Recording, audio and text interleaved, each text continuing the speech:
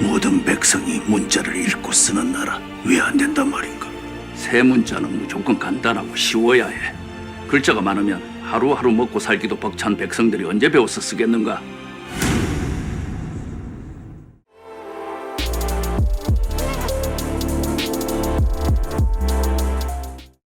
고기를 훔치다가 딱 걸린 세종대왕. 역사에는 가정법이 없습니다. 오늘은 세종대왕에 대해 알아보겠습니다. 조선의 제4대 임금이셨던 세종대왕은 고구려의 제19대 광개토대왕과 함께 대왕의 극존칭이 붙는 임금이십니다. 대왕이라는 존칭은 재임 중에 뚜렷한 업적을 남기신 임금에게만 사후에 후손들이 공경의 뜻을 담아 붙이는데 그 예가 흔치 않습니다. 세종대왕은 조선 건국 1392년 직후인 1397년도에 태조 이성계의 다섯째 아들이자 제3대 임금인 이방원의 셋째 아들로 태어났습니다. 1412년 충녕대군에 봉해졌고 1418년 6월에 왕세자로 책봉되었습니다. 그리고는 두 달 후인 8월 10일 태종의 양위로 조선의 제4대 임금에 즉위하게 됩니다.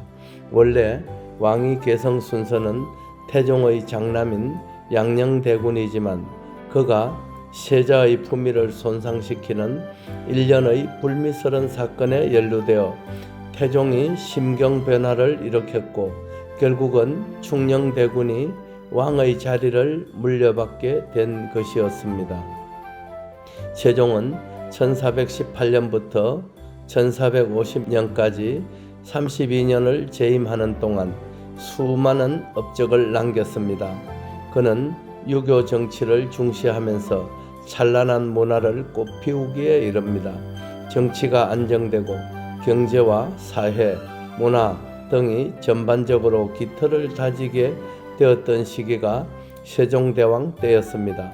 집현전을 통해 인재를 양성하였고 의례 제도를 정비하였으며 방대한 편찬 사업이 이루어졌습니다. 그 중에서도 훈민정음의 창제는 세종대왕의 가장 대표적인 업적으로 꼽을 수 있습니다.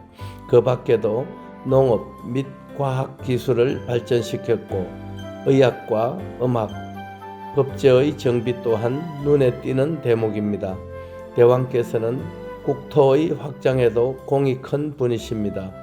15세기 당시에는 영토의 경계가 명확하지 않고 북쪽의 산간지역 대부분이 주인 없는 땅이었는데 대왕께서는 사군 육진으로 통칭되는 북방지역의 영토를 정벌하여 우리나라 영토로 편입시켰는데 당시의 경계가 현재의 한, 중 국경의 원형으로 거의 그대로 자리 잡게 되었습니다.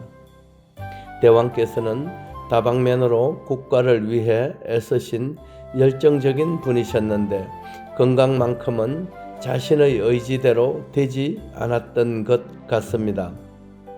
세종은 어린 시절부터 운동을 좋아하지 않았고 육식을 즐김으로써 단 한 끼라도 밥상에 고기가 없으면 수저를 들지 않을 정도였다고 합니다.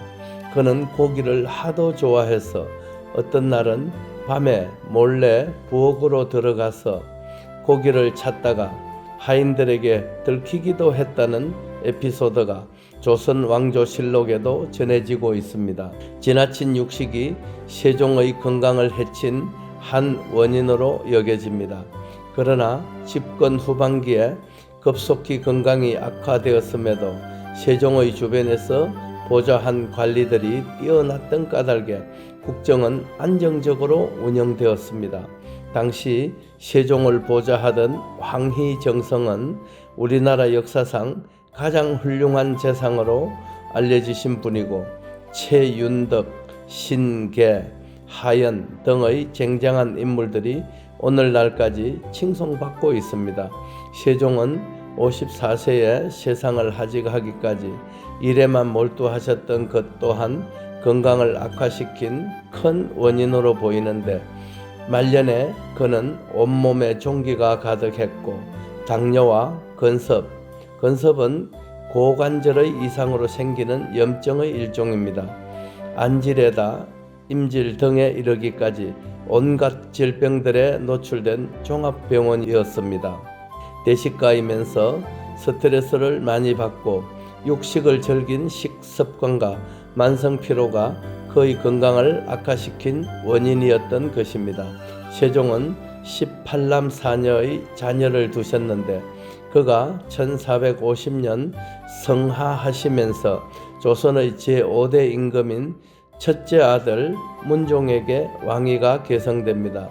그러나 문종은 체구는 크으되 몸이 쇠약하여 즉위 2년 만인 1452년에 사망합니다. 그리하여 조선의 제6대 임금으로 즉위한 왕이 단종입니다. 즉위 당시 단종은 12살의 소년이었는데 단종이 나이가 어리다는 것을 기화로 세종의 차남이었던 수양대군이 1453년 계유정난을 일으켜 자신의 어린 조카인 단종을 폐위시키고 자신이 임금으로 즉위하게 됩니다. 이때가 1455년입니다. 역사는 가정법이 없다는 것을 알면서도 황금손이 못내 아쉬운 것은 세종대왕께서 당시 10년만 더 생존하셨더라도 단종이 강제 폐위를 당하고 강원도 영월 땅으로 유배를 갔다가 16살이라는 꽃다운 나이에 세상을 등지는 비극은 없었을 것이라는 안타까운 생각에 비통함을 느낍니다. 당시에 해죽순과 신단을 세종대왕께 드시게 할 수 있었다면 대왕의 종기나 여타의 질병들은 깔끔하게 치유될 수 있었을 것이고 단종이 10년쯤 후에 왕위를 물려받게 됨으로써 성년이 된 단종의 자리를 수양대군이 감히 넘볼 수 없었을 것이라는 부질없는 생각을 하면서 500여 년 전의 역사 속으로 산책을 해보았습니다. 어제 오전에는 파주에 사시는 최돈시 선생님과 전화로 대화를 나누었습니다. 최 선생님의 부인께서는 2년쯤 전에 뇌경색으로 쓰러져서 사경을 헤매시던 중 해죽순차와 신단을 드시고 지금은 혼자 50m 정도는 걸으실 수 있을 정도로 건강이 회복되었다고 하시면서 황금손에게 고마움을 표시해 주셨습니다. 또한 의정부에서 목회를 하시는 김성한 목사님께서는 신단을 드신 지 6개월 정도 지났는데 혈압이 정상에 가깝게 돌아오고 잇몸 염증이 사라졌다면서 놀라워하십니다. 해죽순은 인류를 구할 위대한 식품임을 확신합니다. 해죽순은 출산 절벽으로 문을 닫을 위기에 처한 대한민국을 출산 강국으로 거듭나게 만들 수 있을 것입니다. 종교나 이념을 떠나 대한민국은 영원해야 하기 까닭입니다. 누군가는 반드시 해야 할 일이지만 아무도 하지 않는 일, 황금손이 희생하더라도 앞장서서 이루도록 하겠습니다. 벌써 깊어버린 겨울날 새벽입니다. 대한민국 국민 모두가 두루 행복할 세상을 꿈꾸며 오늘 새벽도 황금손이 먼저 깨우겠습니다. 고맙고 또 감사합니다. 2019년 12월 15일 일요일 새벽에 새벽을 깨우는 사나이 해죽순 개발자 황금손 배대열 올림. 유튜브에서 배대열의 세상만사를 검색하신 후 구독과 좋아요 그리고 알림과 함께 지인님들께 공유도 부탁드립니다. 좋은 동영상으로 보답드리겠습니다.